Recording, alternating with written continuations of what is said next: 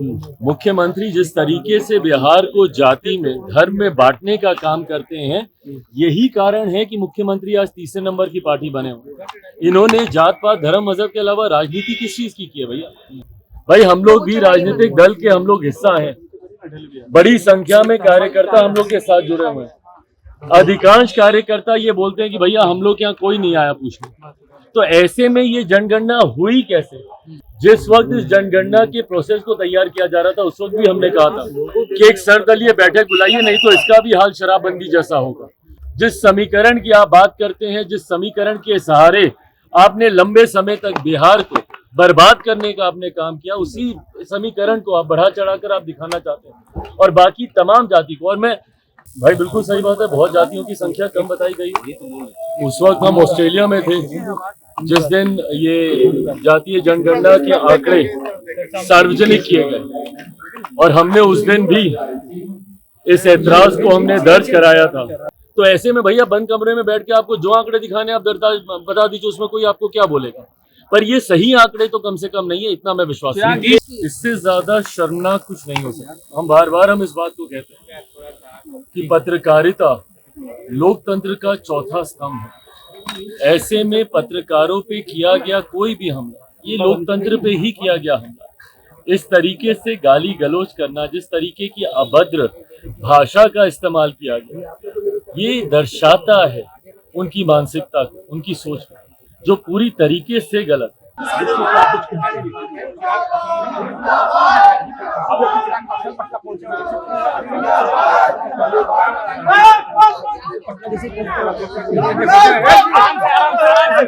विराट जी JP Nadda Bihar दौरे पे आए थे, उन्होंने कहा क्षेत्रीय पार्टी को समाप्त करना है, परिवारवादी जो पार्टी है उसे खत्म करना है। कैसे देखते हैं इसको? देखिए, पार्टियां और नेता सिर्फ जनता ये भारतीय जनता पार्टी आइडियोलॉजी का हिस्सा रहा है। उस पर मैं कोई टिप्पणी नहीं करूंगा, पर अंतोगत्वा मुझे लगता है कि तमाम बातें जनता के हाथ में है। जनता किस राजनीतिक दल को देखना चाहती है। भाई मेरी पार्टी को समाप्त करने का तो पूरा प्रयास या पूरा षड्यंत्र मौजूदा मुख्यमंत्री के द्वारा रच ही दिया गया था। मेरी पार्टी के 6 में से 5 सांसदों को तोड़ दिया गया। क्या हुआ? समाप्त हो गई। आज भी जिस तरीके से जनता का प्यार मेरे कार्यक्रमों में आप देख लीजिए, जिस तरीके से मुझे मिलता है, अंतोगत्वा मैं मानता हूँ जनता ही आपको बनाने वाली है, जनता ही आपको समाप्त करने वाली होती है।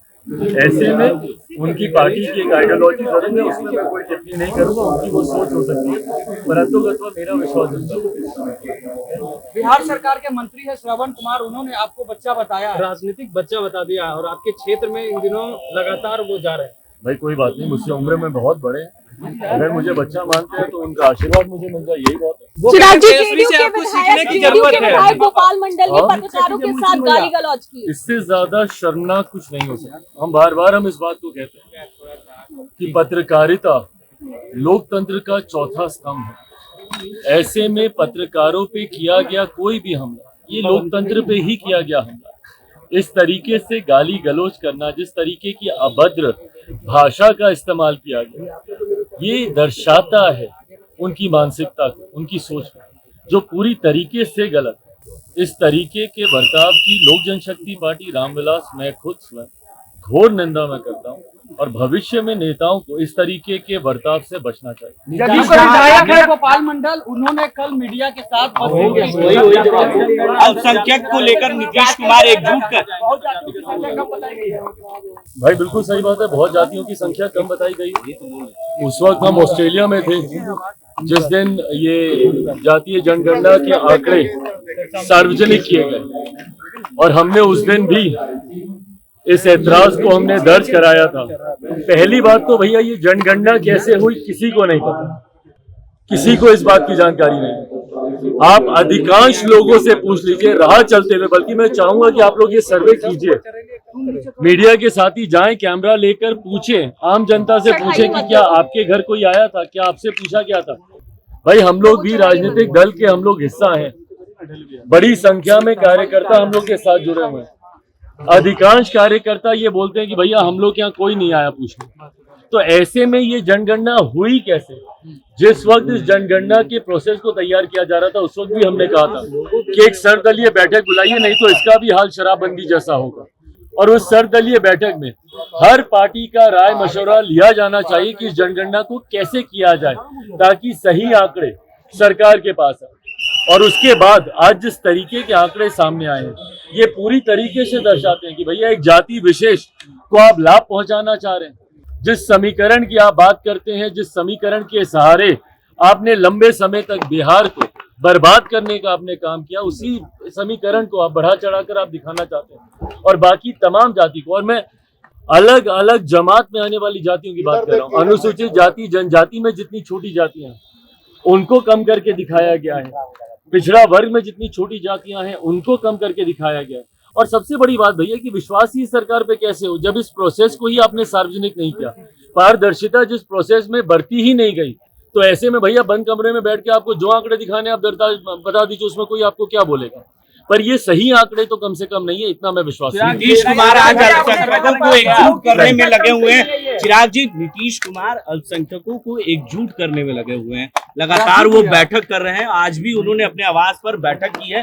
क्या लगता है मुसलमानों के वोटों पर उनका कब्जा नहीं है? क्या तीसरे नंबर की पार्टी बनी 2024 में इसको लेकर रणनीति बना रहे, क्या कहेंगे इसके लिए? मुख्यमंत्री अगर ये चिंता बिहारियों के लिए करते, 13 करोड़ बिहारियों की, मुख्यमंत्री जिस तरीके से बिहार को जाति में धर्म में बांटने का काम करते हैं, यही कारण है कि मुख्यमंत्री आज तीसरे नंबर की पार्टी बने हुए। इन्होंने जात पात धर्म मजहब के अलावा राजनीति किस चीज की है भैया? जहाँ पे जो अनुसूचित जाति में जो इनका समर्थक नहीं था उसको बांट के इन्होंने अलग कर दिया, उसको दलित महादलित कर दिया। पिछड़ा वर्ग में जो इनका समर्थक नहीं था उसको पिछड़ा अति पिछड़ा कर दिया। कभी अगड़ा कभी पिछड़ा, महिला पुरुष तक जो समाज को बांटने का काम करते हो, यही कारण है भैया कि 2020 में ये तीसरे नंबर की पार्टी बने। आज ये मुसलमान समुदाय के पास जाएं, अलग अलग जाति धर्म विशेष के पास के जाएं, उनकी बैठकें करें। हकीकत है बिहार की 13 करोड़ जनता इनको नकार चुकी, इनसे आक्रोशित है। उसी का ही परिणाम था 2020 विधानसभा के चुनाव। अगले 2024 या उसके साथ होने वाले या उसके ठीक बाद होने वाले विधानसभा के चुनाव में आप देखिएगा इनकी पार्टी खाता तक नहीं खोल पाएगी।